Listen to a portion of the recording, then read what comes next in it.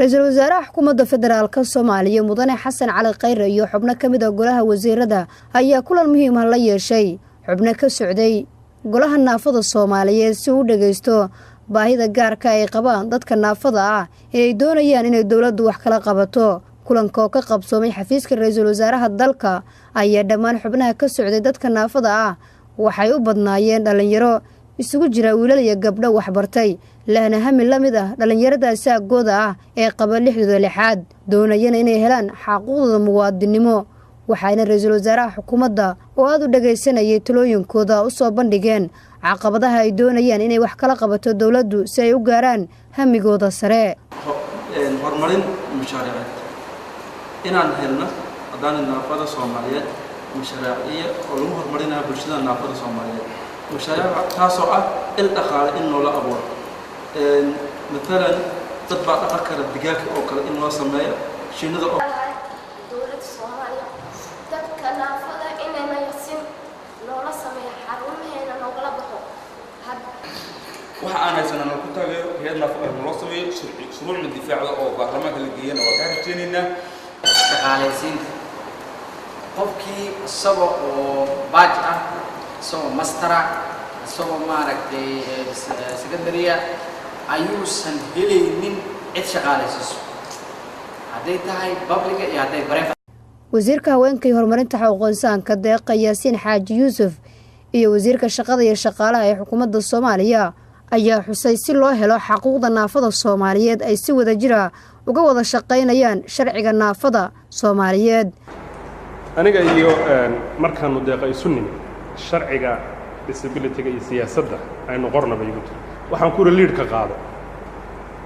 xasan soo afkara midka inay qaado inay yadu qaadato anigu sharcigaas inuu soo baxo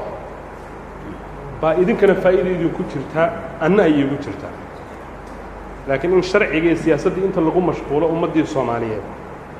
arqabad lagu noqdo wasaaradihii ku noqdaan waxaan diyaar u nahay. Ra'iisul Wasaaraha Xukuumadda Federaalka Soomaaliya Mudane Xasan Cali Khayre oo la hadlayay dadka baahiyaha gaarka qaba ama naafada ayaa tilmaamay in dadka baahiyaha gaarka qaba ama naafada ay yihiin qayb muhiim ah oo kamid ah bulshada Soomaaliyeed dawladdan ay ka go'an tahay inay helaan xaquuqda ay dalka ku leeyihiin. dalkan uu dib u galay wax la yiraahdo gobonnimo doon cusub qof walba idin kamidana laga rabo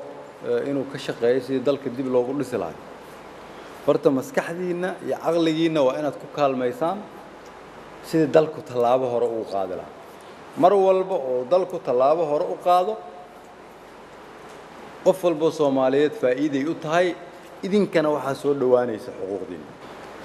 waa idin ku raacsanahay in aadan idinku helina xuquuqdii aad xaq u lahaydeen xaqiiq ahaan waxay ahayd in idinka la idin hormariyo waxa yar oo dalka haysto waxay ahayd in idinka la idin hormariyo laakiin wali ma u maleynaayo in dadka dalka hogaamiyay iyo dalku ay garteen inta laakiin insha Allah waxaan rajayn doonaa inaan si uun yeeli doono hadii Ilaahay rabo taas waa taas marka mas'uuliyad ayaa naga wada saaran dalkan sidoo hore ugu sii mari lahaa codkiina horta waa in la maqlaa codkiina waa inaad isticmaashaan waa inaad tiraadaan xuquuqdeenan u baahannahay waa inaad tiraadaan dalka hanaga kharibinina waa inaad tiraadaan idinku ha isku mashquulina ee qabta shaqada la idin diro waa inaad tiraadaan waa inaan idin la xisaabtano oo ogaanaa xoolihii wadanka xageebaad geysay waa inaad noo sheegtaan